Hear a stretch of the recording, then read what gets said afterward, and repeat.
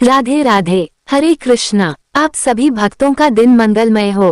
प्रभु श्री हरि की कृपा आप सभी पर सदैव बनी रहे और आपके जीवन में सुख, शांति तथा समृद्धि का वास हो। आज दिनांक 6 जून और दिन शनिवार है। आज आप सुनेंगे पुरुषोत्तम मास महात्म्य का 21वां अध्याय। कथा आरंभ करने से पहले जान लेते हैं आज के शुभ मुहूर्त।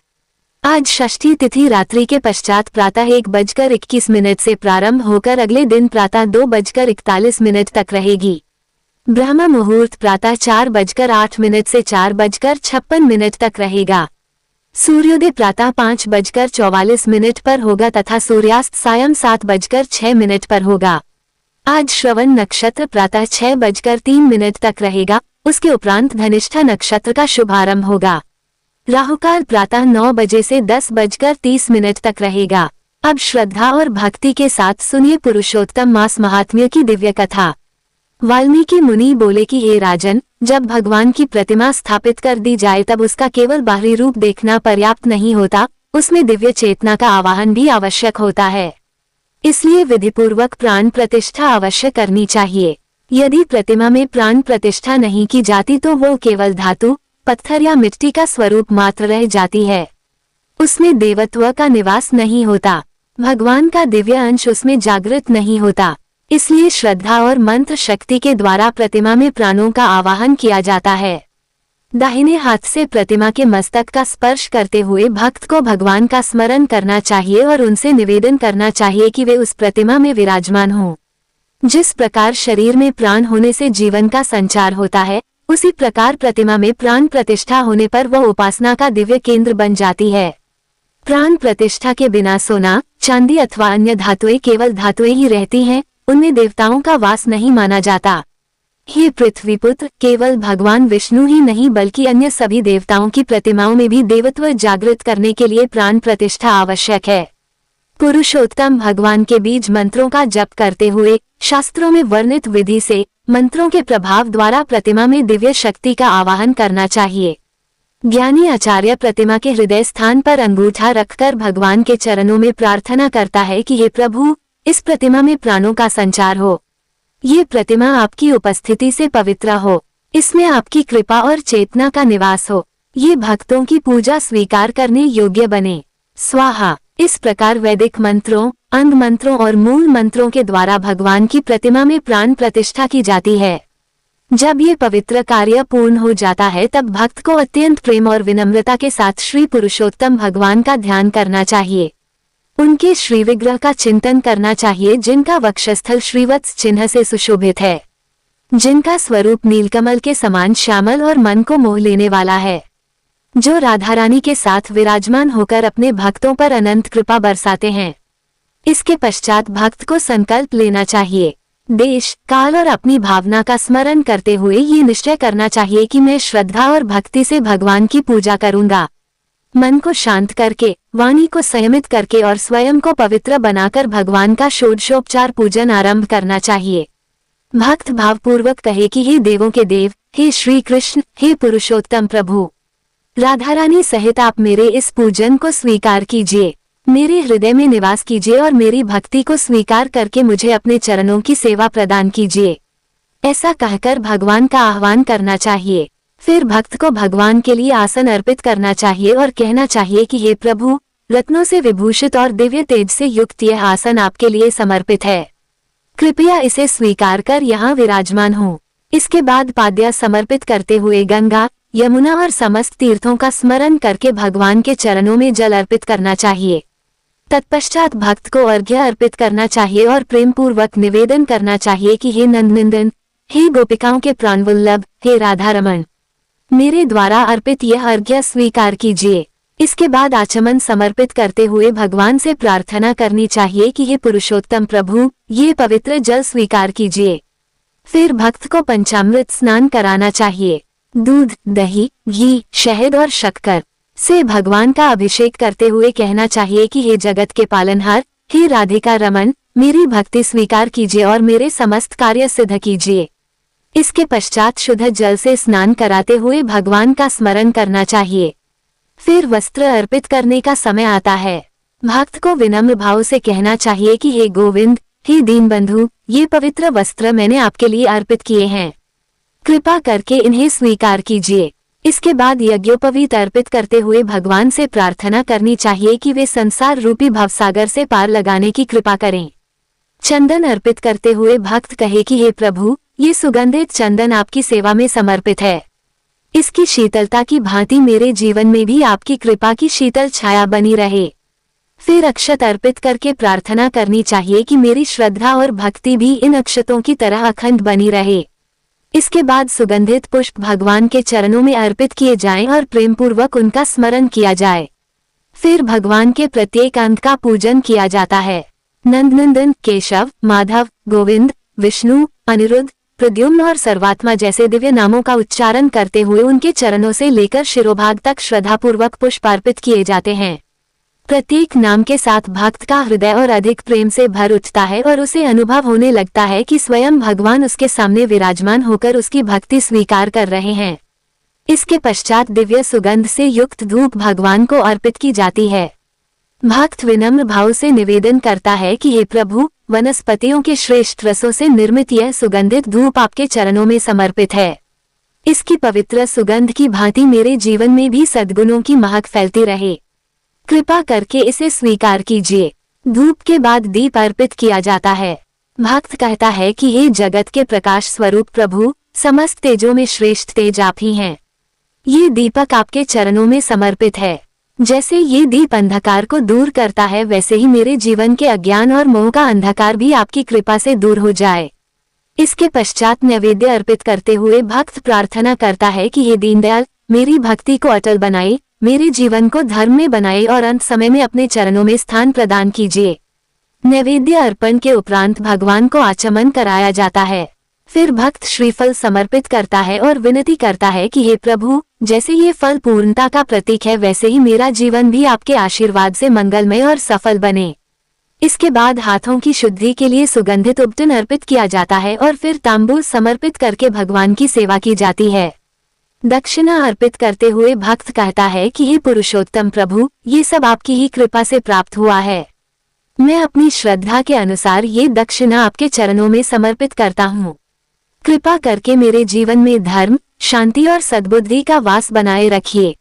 इसके पश्चात भक्त प्रेम और भक्ति से परिपूर्ण होकर भगवान की आरती करता है। दीपक की ज्योति लहराते हुए वह भगवान के श्याम सुंदर स्वरूप का ध्यान करता है। उसे ऐसा प्रतीत होता है मानो स्वयं राधा रानी के साथ श्री कृष्ण मुस्कुराकर उसकी ओर देख रहे हों। फिर भक्त भगवान की परिक्रमा करता है और कहता है कि हे जगन्नाथ, हे भक्तवत्सल प्रभु, मेरी रक्षा कीजिए। मैं आपके चरणों की शरण में हूँ। संसार के समस्त भय और दुखों से मेरी रक्षा कीजिए। इसके बाद पुष्पांजलि अर्पित करके भक्त बार बार भगवान को प्रणाम करता है और अपनी पूजा में हुई त्रुटियों के लिए क्षमा मांगता है। वाल्मीकि मुनि बोले कि हे राजन, जो मनुष्य पुरुषोत्तम मास में इस प्रकार नियम पूर्वक श्री पुरुषोत्तम भगवान का पूजन करता है, जो प्रतिदिन श्रद्धा और प्रेम से भगवान का स्मरण करता है, वो इस संसार में अनेक प्रकार के सुखों को प्राप्त करके अंत में परम धाम को प्राप्त होता है। भगवान उसकी मनोकामनाओं को पूर्ण करते हैं और उसके जीवन को सफल बना देते हैं। इतना सुनकर राजा दृढ़धनवा के मन में एक और जिज्ञासा उत्पन्न हुई।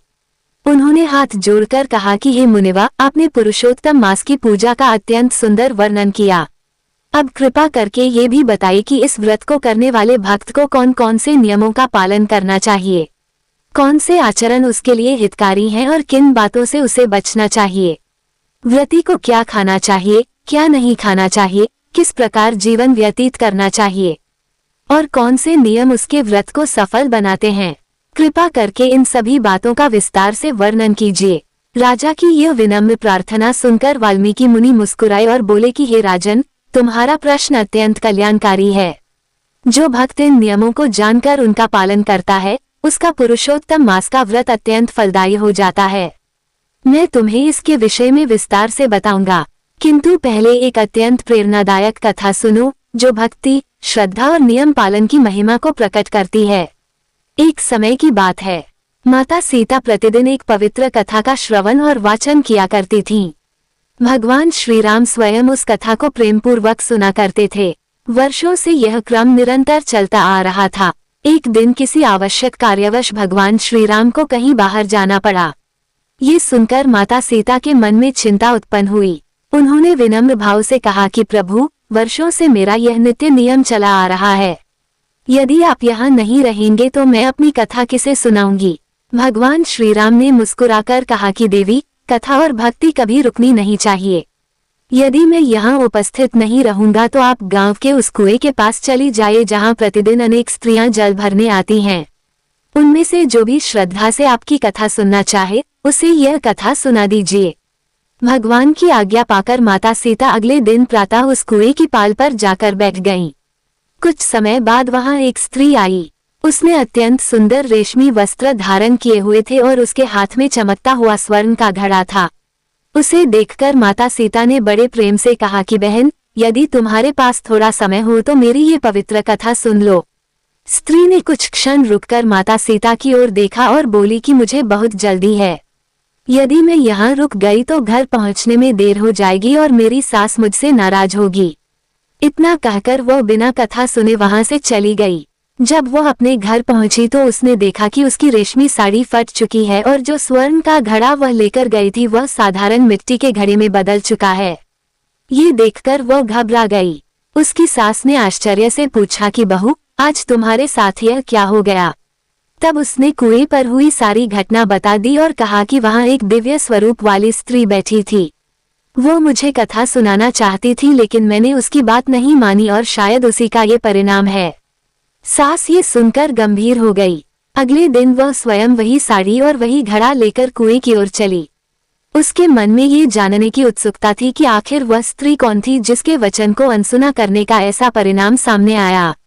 जब वो कुएं की पाल पर पहुंची तो उसने देखा कि वही तेजस्वी स्वरूप वाली स्त्री वहां बैठी हुई है।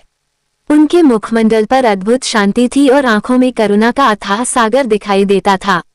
सास ने आदरपूर्वक उनके चरण स्पर्श किए और वहीं बैठ गई। माता सीता ने स्नेहपूर्वक कहा कि बहन, यदि समय हो तो मेरी यह कथा सुन लो।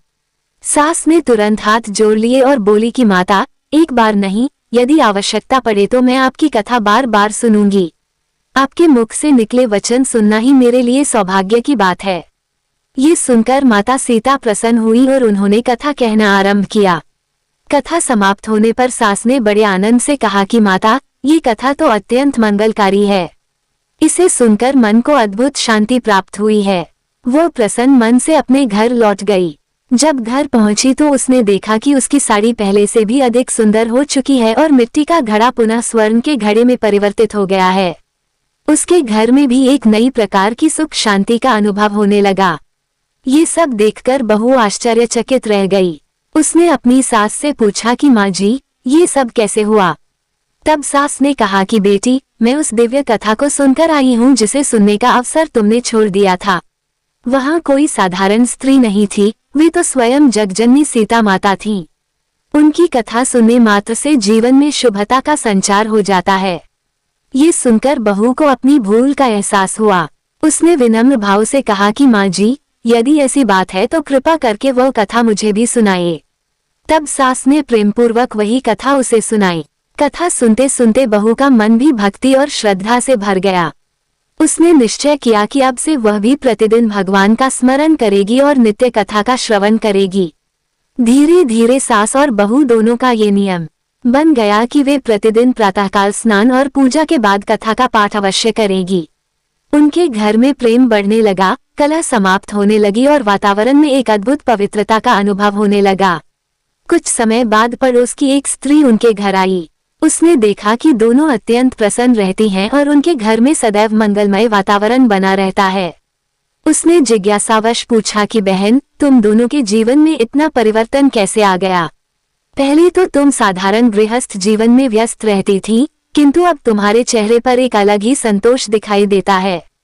इसका क्या कारण है? सास ने मुस्कुराकर कहा कि इसका कारण भगवान का स्मरण और माता सीता की कथा है। जब से हमने नित्य नियम से कथा सुनना और सुनाना आरंभ किया है, तब से हमारे जीवन में सुख और शांति का संचार हो गया है। पड़ोसन ने यह बात सुनी तो उसका मन भी उत्सुक हो उठा। उसने निवेदन किया कि मुझे भी यह कथा सुनाइए। फिर उसे भी श्रद्धापूर्वक कथा सुनाई गई। कथा सुनते सुनते उसका मन भी भक्ति में डूब गया। उसने भी यह नियम अपना लिया कि प्रतिदिन प्रभु का स्मरण करेगी और कथा का श्रवण करेगी। देखते ही देखते ये शुभ परंपरा पूरे मोहल्ले में फैल गई। लोग प्रातःकाल उठकर स्नान करते, भगवान की पूजा करते और फिर श्रद्धा के साथ कथा सुनते। धीरे धीरे लोगों के जीवन में सकारात्मक परिवर्तन दिखाई देने लगे। आपसी प्रेम बढ़ा, मन की अशांति कम हुई और भगवान के प्रति विश्वास दृढ़ होता गया। हे जानकी माता, जिस प्रकार आपने उन भक्तों के जीवन में सुख और मंगल का प्रकाश फैलाया, उसी प्रकार हम सभी के जीवन में भी अपनी कृपा बनाए रखिए। हमारे घरों में सद्भाव बना रहे, हमारे मन में भक्ति बनी रहे और हमारे जीवन का प्रत्येक क्षण प्रभु के स्मरण में व्यतीत हो। अब एक और प्रेरणादायक प्रसंग सुनिए जो निरंतर प्रयास और विश्वास की महिमा को प्रकट करता है। एक समय देवताओं के राजा इंद्र किसी कारणवश किसानों से अप्रसन्न हो गए। उन्होंने घोषणा कर दी कि आने वाले 12 वर्षों तक वर्षा नहीं होगी। ये सुनते ही किसानों में हाहाकार मच गया। वे सभी चिंतित होकर इंद्रदेव के पास पहुंचे और उनसे प्रार्थना करने लगे कि हे देवराज, यदि वर्षा नहीं होगी तो हमारी खेती कैसे चलेगी, हमारे परिवारों का पालन पोषण कैसे होगा। किसानों की प्रार्थना सुनकर इंद्रदेव बोले कि यदि भगवान शिव अपना डमरू बजा दे तो वर्षा हो सकती है। ये सुनकर किसान आशा की किरण लेकर भगवान शिव के पास पहुंचे। उन्होंने भोलेनाथ के चरणों में प्रणाम किया और वर्षा के लिए प्रार्थना की। भगवान शिव ने शांत स्वर में कहा कि अभी डमरू नहीं बजेगा, 12 वर्षों के पश्चात ही इसका समय आएगा। ये सुनकर अधिकांश किसान निराश हो गए। उन्होंने सोचा कि जब वर्षा ही नहीं होगी तो खेती करने का क्या लाभ। धीरे धीरे उन्होंने खेतों में जाना छोड़ दिया। हल चलाना, बीज बोना और खेतों की देखभाल करना सब बंद हो गया। किंतु उन्हीं किसानों में एक किसान ऐसा भी था जिसने अपना कार्य नहीं छोड़ा। वह प्रतिदिन की भांति खेत में जाता, भूमि जोतता, निराई गुड़ाई करता और अपनी पूरी मेहनत लगाता। गांव के लोग उसका उपहास उड़ाते। वे कहते कि जब 12 वर्षों तक वर्षा नहीं होनी तो ये सब परिश्रम व्यर्थ है। किंतु वह किसान मुस्कुराकर कहता कि मैं ये सब फसल के लिए नहीं कर रहा हूँ, मैं यह इसलिए कर रहा हूँ ताकि परिश्रम करने की आदत न छूट जाए। यदि 12 वर्षों तक खेतों में नहीं जाऊंगा तो खेती करना ही भूल जाऊंगा। मेरे हाथों का अभ्यास समाप्त हो जाएगा और मेरा मन आलस्य से भर जाएगा। इसलिए मैं अपना कर्म करता रहूंगा, चाहे परिणाम अभी दिखाई दे या नहीं। एक दिन भगवान शिव माता पार्वती के साथ आकाश मार्ग से भ्रमण कर रहे थे। उनकी दृष्टि उस किसान पर पड़ी जो विपरीत परिस्थितियों में भी अपना कार्य निरंतर किए जा रहा था। माता पार्वती ने बड़े भावुक स्वर में कहा कि प्रभु, देखिए ये किसान कितनी निष्ठा से अपना कार्य कर रहा है। इसे ज्ञात है कि वर्षा नहीं होगी, फिर भी यह अपना कर्म नहीं छोड़ रहा। कहीं ऐसा न हो कि इतने वर्षों तक डमरू न बजाने के कारण आप स्वयं ही डमरू बजाने का अभ्यास भूल जाएं। माता पार्वती की यह बात सुनकर भगवान शिव मुस्कुरा तो दिए, किंतु उनके मन में भी एक विचार जाग उठा। उन्होंने सोचा कि बात तो उचित है, यदि कोई कार्य लंबे समय तक न किया जाए तो उसका अभ्यास कमजोर पड़ सकता है। ये सोचकर उन्होंने अपने हाथ में डमरू उठाया और उसकी ध्वनि का स्मरण करने के लिए उसे हल्के से बजाया। जैसे ही भगवान शिव के हाथों से डमरू की पवित्र ध्वनि निकली, वैसे ही चारों दिशाओं में उसका प्रभाव फैल गया। आकाश में घने बादल उमड़ने लगे। देखते ही देखते वातावरण बदल गया। जो धरती वर्षों से सूखी पड़ी थी, उस पर वर्षा की पहली बूंदें गिरने लगी। कुछ ही क्षणों में मूसलाधार वर्षा होने लगी। खेतों में पानी भर गया, तालाब लबालब हो गए और चारों ओर हरियाली फैलने लगी। जिस किसान ने विपरीत परिस्थितियों में भी अपना कर्म नहीं छोड़ा था, उसके खेत तैयार थे। भूमि जोती जा चुकी थी, बीज बोए जा चुके थे और वह हर दिन अपने खेत की देखभाल करता रहा था। वर्षा होते ही उसके खेतों में अंकुर फूट पड़े। कुछ ही समय में उसकी फसल लहलहाने लगी। दूसरी ओर वे किसान जो हाथ पर हाथ रखकर बैठे रहे थे, उनके खेत सूने पड़े थे। अब उन्हें अपनी भूल का एहसास होने लगा। वे सोचने लगे कि यदि हमने भी उस किसान की तरह अपने कर्म को जारी रखा होता तो आज हमें भी इसका लाभ मिलता। तब उन्हें समझ आया कि जीवन में परिस्थितियां चाहे कितनी भी कठिन क्यों न हो, मनुष्य को अपना प्रयास नहीं छोड़ना चाहिए, क्योंकि कभी कभी सफलता उसी क्षण मिलने वाली होती है जब हम हार मानने का विचार कर रहे होते हैं। प्रिय भक्तों, ये प्रसंग हमें एक बहुत बड़ी शिक्षा देता है। जब जीवन में कठिनाइयां आती हैं, जब बार बार प्रयास करने पर भी सफलता नहीं मिलती, तब मन निराश होने लगता है। लेकिन वही समय धैर्य रखने का होता है। भगवान हमारी मेहनत को व्यर्थ नहीं जाने देते। उचित समय आने पर उसका फल अवश्य प्राप्त होता है। इसलिए कर्म करते रहना चाहिए और भगवान पर विश्वास बनाए रखना चाहिए। अब एक और भावपूर्ण प्रसंग सुनिए। एक नगर में एक सेठ और सेठानी रहते थे। उनके घर के बाहर प्रतिदिन एक भिखारी आता था। वो प्रभु के सुंदर भजन गाता और बदले में भोजन मांगता। एक दिन भी वो उसी प्रकार भजन गाते हुए सेठ के द्वार पर खड़ा था। उसकी मधुर वाणी सुनकर राह चलते लोग भी कुछ देर के लिए रुक जाते थे। उस समय सेठानी के हाथ में रोटी थी। वो भीतर से बार बार आवाज देती कि ठहरो, अभी आती हूँ, अभी तुम्हें भोजन देती हूँ। लेकिन आश्चर्य की बात ये थी कि वह बार बार यही कहती रही, फिर भी बाहर नहीं आई। भिखारी लगातार भजन गाता रहा और भोजन की प्रतीक्षा करता रहा। सेठ ये सब भीतर बैठकर देख रहे थे। अंततः उनसे रहा नहीं गया। उन्होंने सेठानी से पूछा कि जब तुम्हारे हाथ में रोटी है और वो बाहर भोजन मांग रहा है तो तुम उसे दे क्यों नहीं देती? उसे इतनी देर से प्रतीक्षा क्यों करवा रही हो? सेठानी मुस्कुराई और बोली कि मैं जानती हूँ कि उसे भोजन देना चाहिए, लेकिन उसके भजन इतने मधुर हैं कि मेरा मन उन्हें सुनने में लग गया है। यदि मैं अभी उसे रोटी दे दूंगी तो वह भोजन लेकर चला जाएगा और उसके भजन सुनने का अवसर समाप्त हो जाएगा। इसलिए मैं चाहती हूँ कि वह थोड़ा और गाता रहे। सेठानी की यह बात सुनकर सेठ भी मुस्कुरा दिए।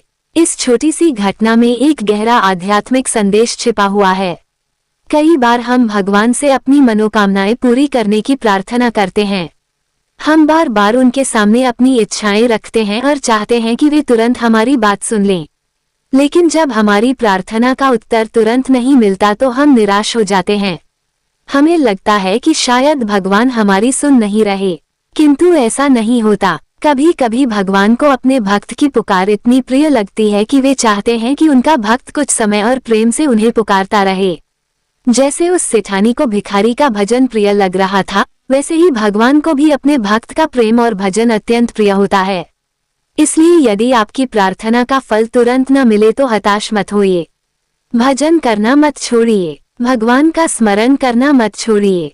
विश्वास रखिए कि प्रभु आपकी प्रत्येक पुकार सुन रहे हैं और उचित समय आने पर उसका उत्तर भी देंगे। जीवन में चाहे कितने ही उतार चढ़ाव क्यों न आए, भक्ति का मार्ग कभी नहीं छोड़ना चाहिए। सोचिए, क्या कोई व्यक्ति दुख आने पर भोजन करना छोड़ देता है? कुछ समय के लिए उसका मन भले ही न लगे, किंतु अंततः उसे भोजन करना ही पड़ता है, क्योंकि शरीर को जीवित रखने के लिए भोजन आवश्यक है। उसी प्रकार आत्मा को शक्ति देने के लिए भजन आवश्यक है। यदि भोजन शरीर का आधार है तो भक्ति जीवन का आधार है। इसलिए जीवन में दो चीजें कभी नहीं छोड़नी चाहिए। पहली भगवान का स्मरण और दूसरी अपना कर्तव्य। जो व्यक्ति भक्ति और कर्म दोनों को साथ लेकर चलता है, उसके जीवन में देर भले हो जाए, अंधेरा कभी स्थायी नहीं रहता। भगवान उसके जीवन में अवश्य प्रकाश करते हैं। इसी प्रकार एक दिन देवर्षि नारद के मन में भी एक प्रश्न था। वे बैकुंठ धाम पहुंचे और भगवान विष्णु को प्रणाम करके बोले कि प्रभु, आज मेरे मन में सत्संग की महिमा जानने की तीव्र इच्छा हो रही है। कृपा करके मुझे बताइए कि संतों का संग इतना महान क्यों माना गया है और उससे जीव को क्या लाभ प्राप्त होता है। भगवान विष्णु मुस्कुराए और बोले कि नारद, यदि तुम सत्संग की वास्तविक महिमा जानना चाहते हो तो यहाँ से कुछ दूरी पर एक विशाल इमली का वृक्ष है, उसके पास जाओ। वहाँ तुम्हें एक विचित्र रंगों वाला जीव मिलेगा, वही तुम्हें इस प्रश्न का उत्तर देगा। भगवान की आज्ञा पाकर नारद जी तुरंत वहाँ पहुँचे। उन्होंने देखा कि एक गिरगिट वृक्ष की शाखा पर बैठा हुआ है। नारद जी उसके पास गए और बड़े प्रेम से उससे सत्संग की महिमा के विषय में प्रश्न किया। किंतु जैसे ही गिरगिट ने ये प्रश्न सुना, वह अचानक वृक्ष से नीचे गिर पड़ा। कुछ ही क्षणों में उसके प्राण निकल गए। ये दृश्य देखकर नारद जी अत्यंत आश्चर्यचकित रह गए। उन्हें कुछ समझ में नहीं आया कि यह क्या हुआ। वे तुरंत बैकुंठ लौटे और भगवान विष्णु को पूरी घटना सुनाई। भगवान केवल मुस्कुराते रहे और फिर बोले कि नारद, अब तुम एक और स्थान पर जाओ, वहां तुम्हें अपने प्रश्न का उत्तर मिलने की दिशा दिखाई देगी। भगवान ने कहा कि नगर के एक धनवान व्यक्ति के घर में एक तोता रहता है। तुम उसके पास जाओ और उससे सत्संग की महिमा के विषय में पूछो। देवर्षि नारद भगवान की आज्ञा पाकर तुरंत वहां पहुंचे। उन्होंने देखा कि एक सुंदर तोता स्वर्णिम पिंजरे में बैठा हुआ मधुर स्वर में बोल रहा है।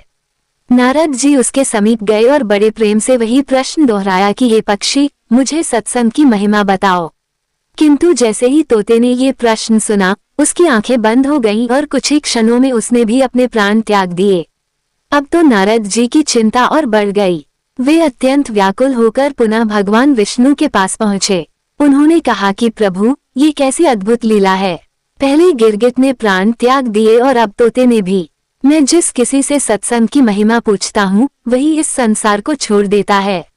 इसका रहस्य क्या है? भगवान विष्णु मंद मंद मुस्कुराए और बोले कि नारद, अभी तुम्हारे प्रश्न का उत्तर पूर्ण रूप से नहीं मिला है। इस बार तुम एक राजा के महल में जाओ। वहाँ एक राजकुमार का जन्म हुआ है। उसी से यह प्रश्न पूछो।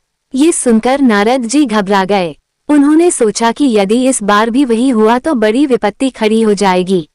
एक नवजात शिशु से प्रश्न पूछना और फिर यदि उसके साथ कुछ हो गया तो राजा मुझे कभी क्षमा नहीं करेगा। किंतु भगवान की आज्ञा का पालन करना उनका धर्म था, इसलिए वे मन में भगवान का स्मरण करते हुए राजमहल की ओर चल पड़े। राजमहल में उस समय उत्सव का वातावरण था। राजा और रानी वर्षों की प्रतीक्षा के बाद पुत्र प्राप्ति से अत्यंत प्रसन्न थे। पूरे नगर में आनंद मनाया जा रहा था। जब देवर्षि नारद वहां पहुंचे तो राजा ने उनका आदरपूर्वक स्वागत किया और उन्हें राजकुमार के दर्शन कराने ले गया। नारद जी के मन में अभी भी भय था। वे धीरे धीरे उस शिशु के समीप पहुंचे। फिर उन्होंने साहस करके वही प्रश्न पूछा कि हे बालक, मुझे सत्संग की महिमा बताओ। जैसे ही यह प्रश्न शिशु के कानों में पड़ा, वह मुस्कुरा उठा। उसके मुख पर अद्भुत तेज प्रकट हो गया। फिर उसने ऐसी वाणी कही जिसे सुनकर वहां उपस्थित सभी लोग आश्चर्य में पड़ गए। उस बालक ने कहा कि हे देवर्षि, आप स्वयं अपनी महिमा नहीं जानते। जिस सत्संग की महिमा पूछ रहे हैं, उसी का परिणाम मैं स्वयं हूँ। आपके दर्शन मात्र से मेरा कल्याण होता चला गया। पहले मैं गिरगिट की योनि में था। जब आपने मुझसे प्रश्न किया तो आपके पवित्र दर्शन और सत्संग के प्रभाव से मुझे उस योनि से मुक्ति मिल गई। उसके बाद मुझे तोते का जन्म मिला। फिर जब आप मेरे पास आए और आपकी दृष्टि मुझ पर पड़ी, तब उस जन्म का भी अंत हो गया और अब मैं मनुष्य योनि में आया हूँ। बालक आगे बोला कि केवल इतना ही नहीं, आपके सत्संग के प्रभाव से मुझे राजकुमार का जन्म प्राप्त हुआ है। ये सब संतों के संग की महिमा है। संतों का दर्शन, उनकी वाणी और उनका सानिध्य जीव के अनगिनत जन्मों के पापों को नष्ट कर देता है और उसे ऊंची से ऊंची अवस्था तक पहुंचा देता है। ये सुनकर नारद जी भावविभोर हो गए। अब उन्हें सत्संग की महिमा का वास्तविक अर्थ समझ में आ गया था। उन्होंने उस बालक को आशीर्वाद दिया और पुनः भगवान विष्णु के पास लौट आए। वहां पहुंचकर उन्होंने पूरी घटना सुनाई। भगवान विष्णु ने कहा कि नारद, यही कारण है कि संतों का संग संसार में दुर्लभ माना गया है। संतों के एक क्षण के सानिध्य से भी जीव का जीवन बदल सकता है। उनके दर्शन से मन शुद्ध होता है, उनके वचनों से बुद्धि निर्मल होती है और उनकी कृपा से जीव भगवान की ओर अग्रसर होता है। सत्संग केवल किसी कथा को सुन लेने का नाम नहीं है। सत्संग का अर्थ है सत्य के निकट रहना, भगवान की चर्चा में मन लगाना, संतों के आदर्शों को जीवन में उतारना और अपने विचारों को पवित्र बनाना। जो व्यक्ति सत्संग का महत्व समझ लेता है, उसका जीवन धीरे धीरे बदलने लगता है। अब एक और भावपूर्ण प्रसंग सुनिए। एक छोटे से बालक के मन में बचपन से ही भगवान को देखने की तीव्र इच्छा थी। वो अक्सर अपनी माँ से पूछता कि भगवान कहाँ रहते हैं, वे कैसे दिखते हैं, क्या उनसे मिला जा सकता है। उसकी माँ प्रेम से उसे भगवान की बातें सुनाती, किंतु बालक का मन केवल सुनकर संतुष्ट नहीं होता था। वह तो स्वयं भगवान से मिलना चाहता था। एक दिन उसने निश्चय कर लिया कि वो भगवान को खोजने जाएगा। उसने अपने छोटे से थैले में कुछ रोटियां रखी और घर से निकल पड़ा। उसके मन में केवल एक ही विचार था कि आज वह भगवान को ढूंढ कर रहेगा। चलते चलते वह नगर से दूर निकल गया। दिन ढलने लगा, तभी उसे नदी के किनारे एक वृद्धा बैठी दिखाई दी। वृद्धा के चेहरे पर झुर्रियां थीं, किंतु उनकी आंखों में अद्भुत स्नेह और करुणा झलक रही थी। ऐसा लगता था मानो वे किसी की प्रतीक्षा कर रही हों। बालक उनके पास जाकर बैठ गया। उसे भूख लगी थी, इसलिए उसने अपने थैले से रोटी निकाली और खाने लगा। कुछ निवाले खाने के बाद उसकी दृष्टि उस वृद्धा पर पड़ी। उसे लगा कि शायद इन्हें भी भूख लगी होगी। उसने तुरंत एक रोटी उनकी ओर बढ़ाते हुए कहा कि माताजी, आप भी ये रोटी खा लीजिए। वृद्धा ने मुस्कुराकर रोटी स्वीकार कर ली। उनकी आंखों में कृतज्ञता के आंसू चमक उठे। जब उन्होंने रोटी खाई तो बालक को बहुत अच्छा लगा। उसने एक और रोटी उन्हें दे दी। अब दोनों के चेहरे पर मुस्कान थी। वे कुछ देर तक वहीं बैठे रहे। बालक को ऐसा लग रहा था जैसे वो किसी अपने के साथ बैठा हो। वृद्धा भी उसे अपार स्नेह से देख रही थी। धीरे धीरे संध्या होने लगी। तब बालक ने कहा कि अब मुझे घर लौटना चाहिए। वृद्धा ने प्रेम से उसके सिर पर हाथ फेरा और उसे आशीर्वाद दिया। बालक वहां से चल पड़ा, किंतु जाते जाते बार बार पीछे मुड़कर उन्हें देखता रहा। उसे उनके पास बैठकर एक अजीब सी शांति और आनंद मिला था, जिसे वह शब्दों में व्यक्त नहीं कर पा रहा था। उसे उनके पास बैठकर एक अजीब सी शांति और आनंद मिला था, जिसे वह शब्दों में व्यक्त नहीं कर पा रहा था। वो मुस्कुराता हुआ अपने घर पहुंचा। दिन भर से अपने पुत्र की चिंता में व्याकुल माँ ने जैसे ही उसे देखा, तुरंत उसे गले से लगा लिया। उसके चेहरे पर चिंता थी, किंतु पुत्र के चेहरे पर आज एक अलग ही चमक दिखाई दे रही थी। माँ ने आश्चर्य से पूछा कि बेटा, आज तुम इतने प्रसन्न क्यों दिखाई दे रहे हो? कहाँ गए थे तुम? बालक उत्साह से बोला कि माँ, आज मैं भगवान से मिलकर आया हूँ। मैंने उनके साथ बैठकर रोटी खाई और उन्होंने भी मेरी रोटियां खाईं। माँ मुस्कुराई और बोली कि अच्छा, भगवान कैसे दिखते हैं? बालक बोला कि माँ, वे अब बहुत बूढ़े हो गए हैं। उनके चेहरे पर झुर्रियां थीं, लेकिन उनकी आंखें बहुत सुंदर थीं। जब मैं उनके पास बैठा तो मुझे बहुत अच्छा लगा। उधर वो वृद्धा भी अपने घर लौटी। पड़ोसियों ने देखा कि आज उनके चेहरे पर एक अनोखी प्रसन्नता है। उन्होंने पूछा कि माता, आज आप इतनी खुश क्यों हैं? वृद्धा ने भावुक होकर कहा कि आज भगवान स्वयं मुझसे मिलने आए थे। मैं कई दिनों से नदी के किनारे बैठकर भगवान को याद कर रही थी। मुझे विश्वास था कि वे अवश्य आएंगे। आज वे एक छोटे से बालक के रूप में आए। उन्होंने मेरे साथ बैठकर रोटी खाई और बड़े प्रेम से मुझे भी खिलाई। वृद्धा की आंखों से आंसू बहने लगे। उन्होंने कहा कि भगवान सचमुच बड़े सरल हैं। वे अपने भक्तों के पास किसी भी रूप में आ सकते हैं, कभी बालक बनकर, कभी वृद्ध बनकर, कभी किसी जरूरतमंद के रूप में और कभी किसी अपरिचित मुसाफिर के रूप में। जो उन्हें प्रेम की दृष्टि से देखता है, उसे हर जगह भगवान के दर्शन होने लगते हैं। प्रिय भक्तों, ये कथा हमें सिखाती है कि भगवान केवल मंदिरों में ही नहीं रहते। वे हर उस हृदय में निवास करते हैं जहाँ प्रेम, करुणा और सेवा की भावना होती है। जब हम किसी भूखे को भोजन कराते हैं, किसी दुखी को सांत्वना देते हैं या किसी जरूरतमंद की सहायता करते हैं, तब वास्तव में हम भगवान की ही सेवा कर रहे होते हैं। इसी प्रकार यदि मन में सच्ची श्रद्धा हो तो भगवान हमारे जीवन के छोटे छोटे क्षणों में भी अपनी उपस्थिति का अनुभव करा देते हैं। वे किसी चमत्कार की प्रतीक्षा नहीं करते, वे केवल प्रेम चाहते हैं। जहाँ प्रेम है, वहाँ भगवान है। जहाँ करुणा है, वहाँ भगवान है। जहाँ भक्ति है, वहाँ भगवान है। इसी भाव को समझाने के लिए संत महात्मा बार बार कहते हैं कि भगवान को पाने के लिए दूर जाने की आवश्यकता नहीं है। आवश्यकता है तो केवल अपने मन को निर्मल बनाने की। जब मन से अहंकार, ईर्ष्या और द्वेष दूर हो जाते हैं, तब उसी मन में भगवान का प्रकाश प्रकट होने लगता है। एक बार एक भक्त ने एक संत से पूछा कि महाराज, भगवान कब मिलते हैं? संत ने मुस्कुराकर कहा कि जब मनुष्य अपने स्वार्थ से ऊपर उठकर दूसरों के सुख में सुख अनुभव करने लगता है, तब भगवान उसके बहुत निकट आ जाते हैं। क्योंकि भगवान का स्वभाव ही प्रेम है और प्रेम का स्वभाव ही भगवान है। मनुष्य अक्सर सोचता है कि भगवान उसके जीवन में क्यों नहीं आते, किंतु वह ये नहीं सोचता कि क्या उसने अपने हृदय में भगवान के लिए स्थान बनाया है। यदि मन क्रोध, चिंता, लालच और अहंकार से भरा रहेगा तो वहां भक्ति का दीपक कैसे जलेगा। इसलिए सबसे पहले अपने भीतर की भूमि को तैयार करना आवश्यक है। जैसे किसान बीज बोने से पहले खेत तैयार करता है, वैसे ही भक्त को भगवान की कृपा प्राप्त करने से पहले अपने मन को तैयार करना चाहिए। याद रखिए, भगवान कभी किसी भक्त की पुकार को अनसुना नहीं करते। कभी कभी उत्तर मिलने में समय अवश्य लगता है, लेकिन वो समय भी हमारे हित के लिए ही होता है। जिस प्रकार वृक्ष को फल देने में समय लगता है, उसी प्रकार भक्ति का फल भी धैर्य और विश्वास के साथ प्राप्त होता है। जो व्यक्ति निरंतर भगवान का स्मरण करता है, उसके जीवन में चाहे कितनी भी कठिनाइयां क्यों न आए, वह भीतर से टूटता नहीं है, क्योंकि उसे विश्वास होता है कि उसके साथ उसका प्रभु खड़ा है। यही विश्वास भक्त की सबसे बड़ी शक्ति बन जाता है। जब मनुष्य संसार के दुखों से घिर जाता है तब उसे भगवान का नाम ही सहारा देता है। जब सभी रास्ते बंद दिखाई देते हैं तब भगवान की कृपा नया मार्ग खोल देती है। इसलिए जीवन में परिस्थितियां कैसी भी हों, प्रभु का स्मरण कभी नहीं छोड़ना चाहिए।